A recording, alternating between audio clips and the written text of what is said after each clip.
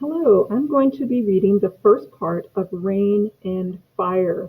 This is in your real book. It's pages 82 and 83. Okay, let's get started. Rain and Fire, retold by Cheryl Clark.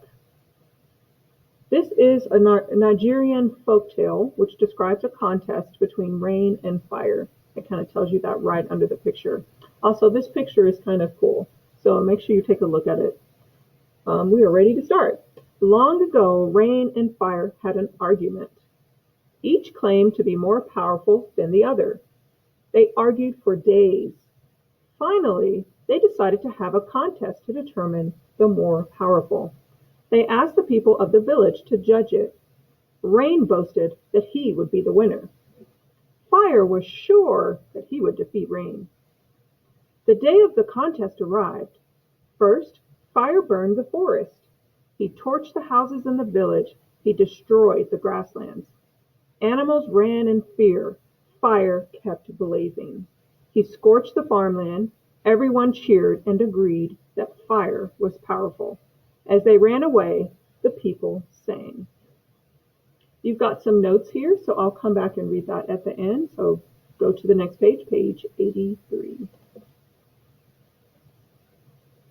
Fire is bright, fire is strong, fire eats everything in its path. No one can defeat fire. Suddenly, the sun disappeared. Dark clouds gathered above the burning farmland. A thunderstorm boomed. Then heavy rain fell from the sky. Soon the farmland stopped burning. The scorched earth drank up the rainwater. The grass and plants grew green and healthy again. Animals looked upward in awe. The people of the village sang a new song.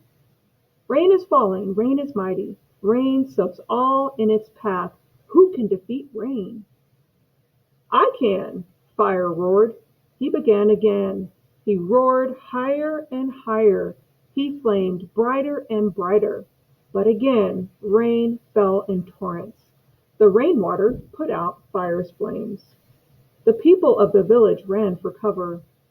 When at last the rainfall stopped, they came out. Now the people sang a final song. Fire is strong, rain is stronger. Fire burns, but rain heals. Rain is more powerful than fire. So think about what they did to try to prove themselves. They destroyed everything, right? Fire burned everything down. Like, think about that. It's a little bit drastic and extreme. So now that you're finished reading, you're going to complete the vocabulary, the academic vocabulary. You have two words here, final and destroy. I would take a look at your at your Quizlet handout to see if those words are there because you can use the Quizlet handout. Once you finish, you have page 83. How do rain and fire demonstrate their power? Fire shows its power by burning everything down, right? Rain shows its power by, he didn't cause a flood, but he basically made it rain and dried up all the fires. Write a sentence explaining who wins the contest and why. So remember, you're going to open this with Kami. It's telling you to underline. When you get to this page, you can click Open with Kami, or you can click over here where it says Annotate with Kami. Open your page. It might take about 10 seconds to load. And then you can do some typing.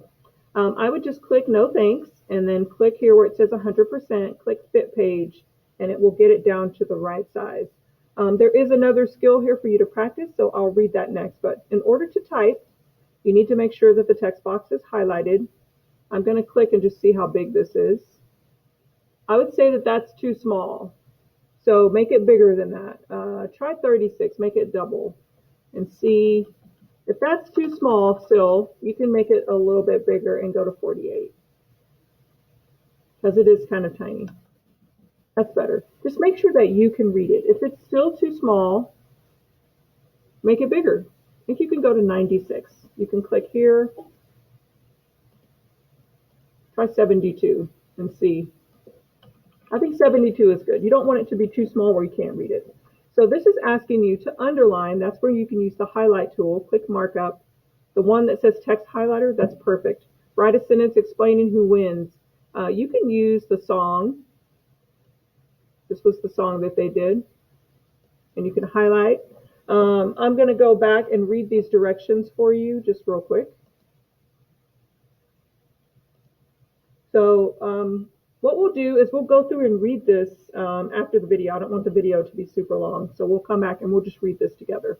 It's talking about compound words, and it wants you to read this, and then there's an activity on the next page.